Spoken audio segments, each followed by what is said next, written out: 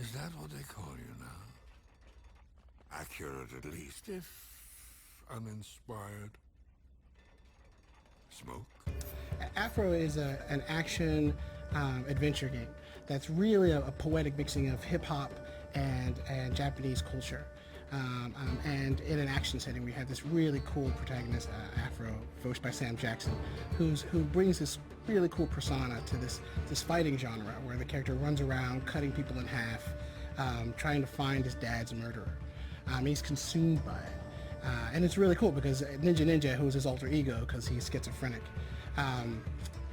just really kind of is able to explain all the things that Afro can't explain himself, and all the emotions that Afro can't engender. Sam Jackson does in a very colorful way. We're an M-rated game, so the color is really out there.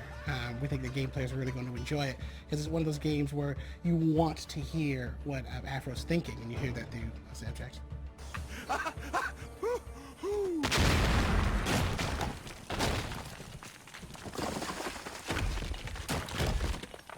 Tell me that wasn't my fault.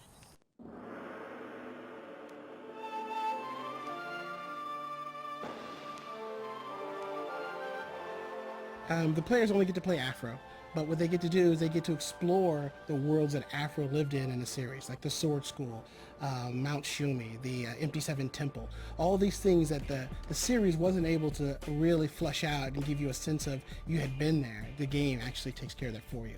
And we let you play every major venue from the series and beat every villain in the series. So you're actually, once you see the series, even the new iteration, we want you to put down that television remote and pick up the game controller and play the series, and we're the closest iteration that you could possibly get to. It's a loose following of the story. We kind of crisscross across the path of the story. I mean, the Afro Samurai series is very short, so we got permission from Okazaki to just really create new situations, new characterizations, just new places for Afro to go in the context of the world. What makes Afro stand out in the genre of action and adventure is the combat system is amazing. We call it like the bifocal system, where any person who's just gotten into the genre can really enjoy a character that responds well under the thumb, and it's really easy to pull off really complex moves. But the hardcore players who really want to be able to pull off combos, but not just button mash, those guys are rewarded. Afro has almost 103 moves, about 30 base combos. He can do some amazing stuff. And we just think that it's one of those movies where everybody gets to the end and says, hey, I enjoyed it, not just the smart people.